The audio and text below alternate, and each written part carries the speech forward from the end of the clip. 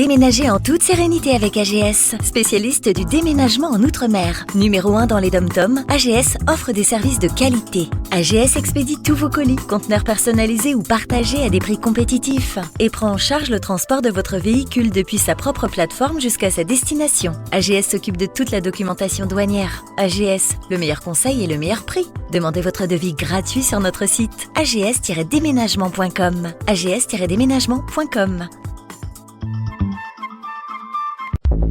Martinique Actualité.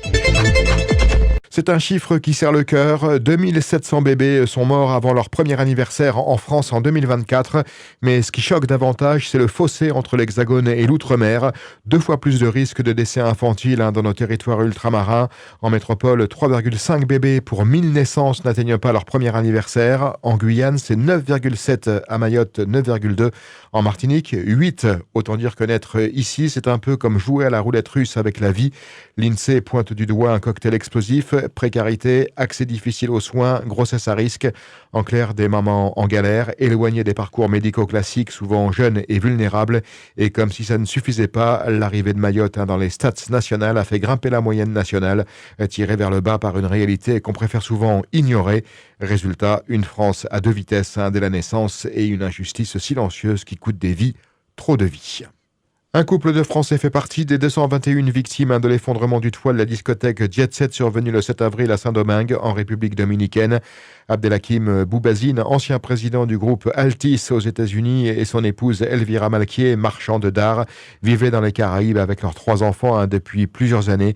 L'ambassade de France a confirmé leur décès, saluant leur engagement au sein de la communauté française locale.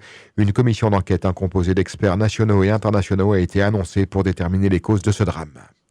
Le député de la Somme, François Ruffin, est actuellement en déplacement en Guadeloupe avant une visite en Martinique dans les prochains jours. Une tournée annoncée dans une vidéo postée sur son compte X en direct de l'aéroport d'Orly. Au programme de ce voyage, des rencontres autour des thématiques de la vie chère, du scandale du chlordécone, mais aussi des échanges avec le public à l'occasion de la projection de son film Au boulot, co-réalisé avec Gilles Perret.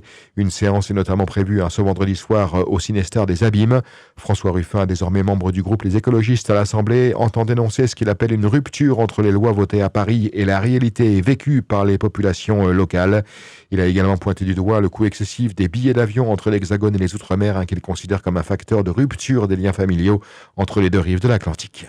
2 siècles après l'indépendance d'Haïti, Emmanuel Macron annoncera des initiatives symboliques le 17 avril pour marquer cette date historique et ce passé colonial encore brûlant. Haïti, première république noire libre, avait dû verser une lourde indemnité à la France en 1825 sous la menace militaire. Une dette historique de 150 millions de francs or qui a plombé l'avenir économique du pays pendant des décennies.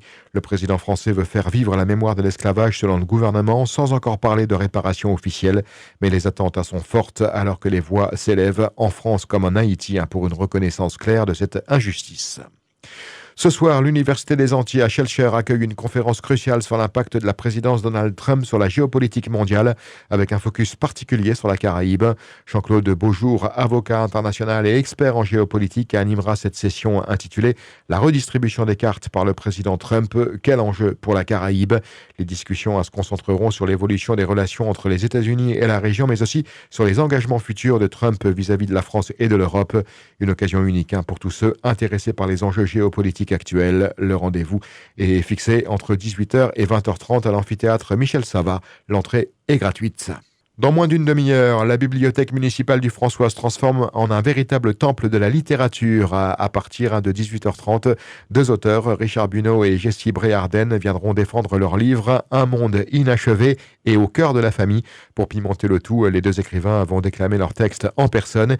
Et comme s'il en fallait encore un peu plus pour rendre le tout excitant, la troupe Au cœur de la vie sera là pour mettre une touche théâtrale et bien vivante à l'événement. Pour couronner le tout, un intermède musical avec Yannick, Anne-Alex et Marc-André au piano, histoire d'ajouter un peu de douceur à ce tourbillon de culture entre ces 2 ouvrages qui s'entrelacent et qui les lient malgré leur apparente différence.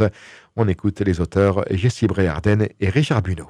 Ce qui nous lie, je pense, Monsieur Buneau et moi-même, c'est que justement nos textes, comme j'aime bien le dire, on ne chante pas. Nous avons un message à délivrer et c'est pourquoi nous interpellons sur certaines choses que nous vivons dans cette société. Donc moi, j'ai traité de la famille, mais c'est vrai que Richard Buneau, c'est plutôt large, c'est plus large.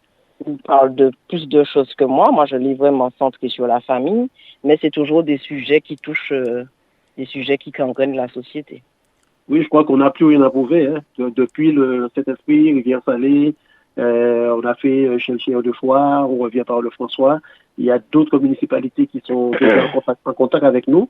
Donc, je pense que le message, il passe. C'est vrai que quand on parle de la société, personne ne peut se dire que je ne me sens pas visé, je ne me sens pas concerné, parce qu'il me semble avoir dit une fois, une famille malade, ça se répercute automatiquement sur la société. Et ce que nous voulons tous, en tout cas moi je souhaite de tout cœur, c'est que notre société soit quand même quelque chose où il fait bon vivre, où on a envie de faire les choses pour permettre à toutes les couches de la société de se retrouver. Bon, c'est vrai que il y a un climat social qui pendant un certain temps nous a plongé dans une espèce de réalité, dans une espèce de quelque chose qui ne nous permettait pas de nous exprimer convenablement. Je veux croire, même si c'est peut-être utopiste de ma part, hein, mais je veux croire qu'à un moment donné, on va s'asseoir et puis on va se demander ce que nous voulons réellement pour notre société et pour notre belle Martinique. De toute façon, il vaut mieux être utopiste aujourd'hui que dystopique. Oui, c'est vrai que, en tout cas, celui qui ne rêve pas de quelque chose de meilleur, je pense qu'il va plonger dans une espèce de descente aux enfers. C'est vrai qu'on a envie aujourd'hui de rêver du meilleur. Tourisme, mer et chocolat, un cocktail gagnant ce week-end en Martinique. Demain, c'est sur la plage de la Française que ça se passe avec le pavillon des métiers du tourisme et de la mer. Un nom à rallonge pour un événement qui veut dépoussiérer l'image des métiers du secteur. L'idée, attirer les jeunes, les curieux et pourquoi pas quelques recruteurs avec des ateliers pratiques, des simulations de voyage, des démonstrations et même du job dating, les pieds dans le sable. Du kayak au cacao en passant par l'hôtellerie, les excursions ou la gastronomie. Tout le terroir martiniquais en mode vitrine interactive avec une vingtaine d'exposants à bien décidé à faire briller leur savoir-faire. Objectif assumé, vendre du rêve, mais aussi créer de vraies vocations. Parce qu'on ne va pas se mentir, le tourisme, c'est pas juste faire coucou aux touristes en chemise à fleurs. Rendez-vous donc le 12 avril entre mer, patrimoine et opportunité pour un événement qui se veut plus attractif qu'un TikTok et plus utile qu'un salon de l'orientation classique.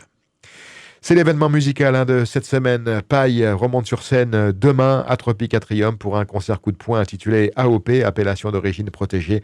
Un nom qui claque et pour cause, l'artiste martiniquais fort de 20 ans de carrière revient défendre son dernier projet, Le Crépuscule des Lions, et rappeler qu'il reste une voix forte, authentique et enracinée. Avec son style unique entre reggae, dancehall et influence urbaine, Paille promet une expérience musicale intense entre engagement, émotion et communion avec son public. Frappé d'AOP, bien sûr, appellation d'origine protégée. Mais pourquoi? Sylvia Siphon a posé la question à Yoni Alpha, alias Paille. Je pense qu'avec le temps, alors c'est plutôt triste à dire pour moi, mais en fait je suis une sorte de dernier mohican. Ma manière de travailler est assez marginale désormais. Et effectivement, il y a peut-être une logique de protection, ou en tout cas de réflexion autour de ce qu'il faut en garder, notamment parce qu'à un certain moment, pour pouvoir continuer à faire de la scène, il faut qu'il y ait un public qui ait envie de vous voir sur scène, il faut qu'il y ait un engouement. L'engouement avec le temps, en fait, je pense qu'on a tendance à banaliser nos artistes. Je ne vais pas citer de nom, mais on a souvent à un certain moment une sorte de voix de garage où des génies vont se retrouver à faire des pianos-voix dans des restaurants alors que ce n'est pas forcément la place que j'espérais pour eux.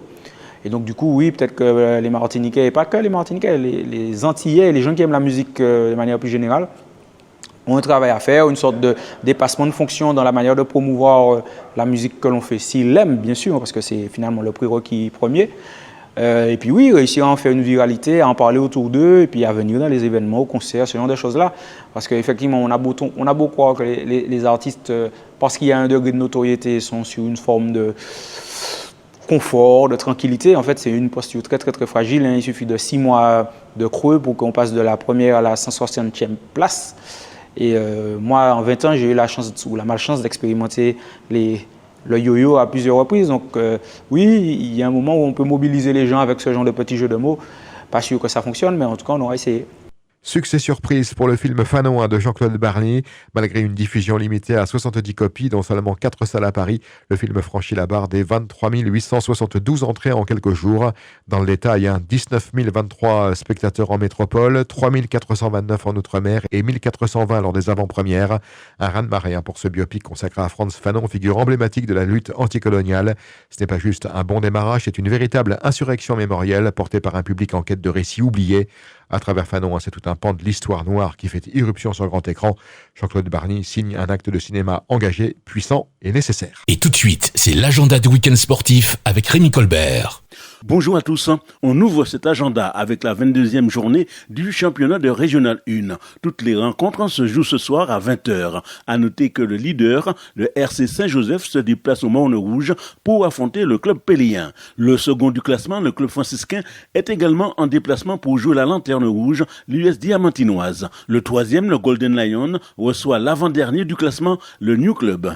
En R2 et dans le groupe A, 3 matchs sont programmés ce soir. Le premier du groupe, à l'Inter de Sainte-Anne, va à Petit-Bourg pour défier le Futsal Académie Martinique. Le second, le RC Rivière-Pilote, accueille le troisième, l'Olympique, dans un derby du Sud. On écoute le coach pilotin Yannick Desmontil. C'est un derby, il y avait 5-5 au match aller, donc l'Olympique depuis ce match-là, ils n'ont pas perdu de match, ils sont invaincus depuis ce 5-5, donc ça sera à nous de couper leur spirale.